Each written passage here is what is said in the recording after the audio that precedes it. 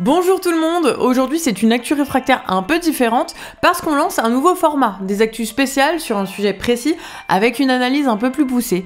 Et aujourd'hui c'est Debbie et Paul qui nous ont concocté cette vidéo. Alors le sujet du jour, comment les négociations de Trump au sujet de l'Ukraine rebattent les cartes du rapport de force entre les puissances engagées dans le conflit.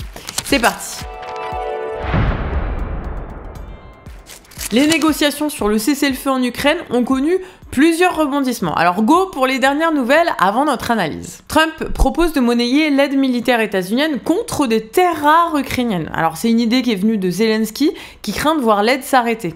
Le 4 février, il s'est même dit prêt à accueillir des investisseurs mini-américains. Voilà, donc entre Trump et l'Ukraine, il y a un possible deal au parfum de terres rares. Le 12 février, Trump discute avec Poutine. S'ensuit une rencontre à Riyad entre Russes et Américains sur le cessez-le-feu, la levée des sanctions et les investissements. Et ça, sans représentant ukrainien ni européen. Face à ce manque de garantie, Zelensky refuse l'offre de Trump. Bon, on peut se demander alors, Vladimir Poutine va-t-il gagner la partie grâce à l'intervention de Donald Trump? Bon, sinon, cerise sur le gâteau des épisodes de Trump ment et dit n'importe quoi, Trump prétend que le conflit aurait démarré car l'Ukraine aurait refusé de négocier en 2022. Ce qui est faux, hein. Dès le 28 février 2022, des pourparlers ont eu lieu, aboutissant même à un accord provisoire en avril selon Foreign Affairs. Le magazine suggère que ces accords ont échoué sous la pression occidentale, notamment du Royaume-Uni et des États-Unis, qui garantissaient leur soutien à l'Ukraine. Dernière actualité, le sommet d'urgence à Paris avec 10 pays de l'UE et de l'OTAN. L'objectif, discuter de l'envoi des troupes en Ukraine pour stabiliser la région. L'Allemagne et l'Espagne s'y opposent, la France, le Royaume-Uni et la Suède sont pour. Et l'Europe cherche aussi à intégrer les négociations sans garantie américaine pour l'instant. Bon allez, on plonge dans l'analyse maintenant pour comprendre un peu ce qui se passe au-delà des gros titres. Ça va faire quasi 3 ans que le discours sur la guerre en Ukraine, pour les valeurs et la démocratie avec lequel on nous bassine, masque une réalité économique que Trump révèle en mode trash. En réalité, les enjeux du conflit, au prix du sang ukrainien et russe, visent à redéfinir les rapports de force inter-impérialistes et à négocier des nouveaux marchés. Et on va vous en citer quelques-uns. L'Ukraine possède 5% des terres rares mondiales, cruciales pour les technologies de pointe, éoliennes, véhicules électriques, smartphones, missiles, etc. et les semi-conducteurs. Dans cette guerre commerciale, qui prend aussi des tournures de guerre tout court, ces ressources sont stratégiques, notamment face à la Chine, qui en détient la majorité des réserves. Le pays détient également 25% des terres noires les plus fertiles au monde. La guerre, qui perturbe l'approvisionnement en céréales, mais qui met aussi les agriculteurs face aux terres minées par la guerre, a aggravé une crise alimentaire déjà exacerbée par les événements climatiques extrêmes et par la crise du Covid. Donc les multinationales de l'agrobusiness y voient une opportunité pour contrôler la production alimentaire mondiale. Donc là aussi, il y a une concurrence impérialiste qui se joue. Les 15 réacteurs nucléaires ukrainiens représentent un marché stratégique où Westinghouse, EDF et Framatome pourraient se disputer la maintenance et la modernisation des centrales.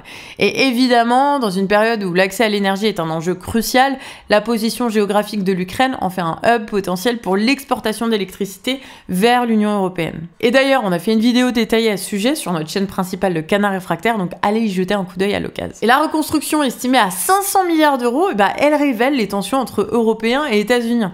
La position de Scholz, elle traduit l'inquiétude européenne face à une stratégie états-unienne assurant des profits à ces entreprises au détriment des intérêts européens qui négocient leur place malgré les investissements en aide militaire. Bon, jusqu'ici, on s'est concentré sur les retombées économiques immédiates post-conflit, mais c'est essentiel d'examiner aussi les enjeux géopolitiques de la guerre commerciale actuelle qui se joue via les négociations sur le cessez-le-feu en Ukraine. Bon, l'hypothèse centrale de Paul et de Debbie, c'est que le rapprochement entre Trump et Poutine pourrait éloigner la Russie de la Chine, dont elle dépendait économiquement depuis la destruction des gazoducs Nord Stream.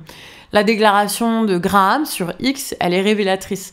L'Ukraine possède des milliards de dollars de minerais rares. Poutine ne doit pas être autorisé à avoir accès à ces ressources parce qu'il va les partager avec la Chine. Bon, ce tweet, il date d'avant le revirement stratégique de Trump, mais il dit beaucoup sur l'enjeu de négocier avec la Russie, parce que ça permettrait de rediriger ces ressources vers l'économie états-unienne au détriment du rival chinois. Les négociations sur le cessez-le-feu en Ukraine, elles révèlent l'importance des enjeux allemands dans la politique trumpiste, ce qui explique l'interventionnisme états-unien en Allemagne. Bon, Paul et Debbie, ils développeront ça la semaine prochaine, dans la prochaine Actu Réfractaire, édition spéciale. Donc si tu veux rien louper, abonne-toi.